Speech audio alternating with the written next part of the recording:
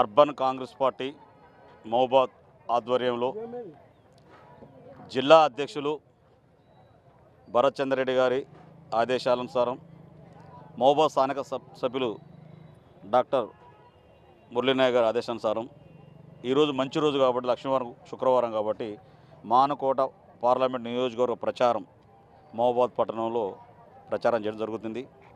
గతంలో కేంద్ర మంత్రిగా చేసి అనేక అభివృద్ధి కార్యక్రమాలు సంక్షేమ పథకాలు తీసుకొచ్చిన ఘనత ఇప్పుడు పోటీ చేస్తున్న సోదరుడు కోరిక బలరాం గారికి దక్కుతుంది. ఎందుకంటే మానుకోటలో కస్తూరిబా స్కూల్ కావచ్చు, కేంద్రీయ విద్యాలయం కావచ్చు, ఇజ్జత్ పాసులు కావచ్చు, అనేక రోడ్ల అభివృద్ధి కార్యక్రమాలు కావచ్చు, మానుకోటకు మంచినీటి సమస్య కోసం ఈదుల పూసపల్లి చెరువును కూడా దాన్ని పునర్నిర్మాణం చేయడం జరిగింది.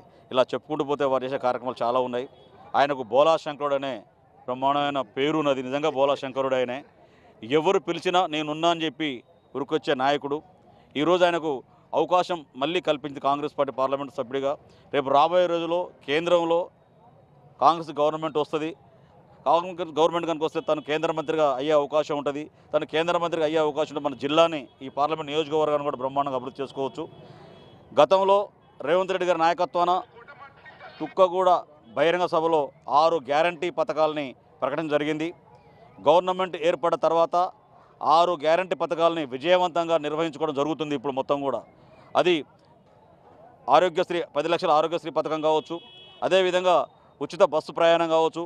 ఇవాళ ఉచిత బస్సు ప్రయాణం తీసుకుంటే సుమారు ఈ 120 రోజుల్లో 4 కోట్ల మంది ఆడపడుచులు ప్రయాణం చేయడం జరిగింది. అదేవిధంగా 200 కరెంటు యూనిట్ కూడా ఫ్రీగా ఇవ్వడం జరుగుతుంది. 500కే గ్యాస్ సిలిండర్ ఇవ్వడం జరుగుతుంది. గృహలక్ష్మి కింద ఇవన్నీ ఇవ్వడం జరుగుతుంది. అదేవిధంగా రైతు భరోసా కింద కూడా చెప్పిన పథకాలు మొత్తం ఇంప్లిమెంట్ జరుగుతుంది. కాకపోతే ఇంకా కూడా మనం అభివృద్ధి కావాలంటే ఇవాళ నీళ్ళ సమస్య ముందుకు వస్తుంది. గతంలో బీఆర్ఎస్ గవర్నమెంటు కాళేశ్వరం ప్రాజెక్టు మీద 1,00,000 కోట్ల రూపాయలు తగలబెట్టి ఇవాళ కాళేశ్వరం ప్రాజెక్టు మొత్తం కూడా కూలిపోయే ప్రమాదకర పరిస్థితుంది. ఇవాళ కాళేశ్వరం ప్రాజెక్టు చూసుకుంటే చుక్క నీరు లేదు. ఇవాళ టీఆర్ఎస్ చేసిన, కేసీఆర్ చేసిన పాపమే.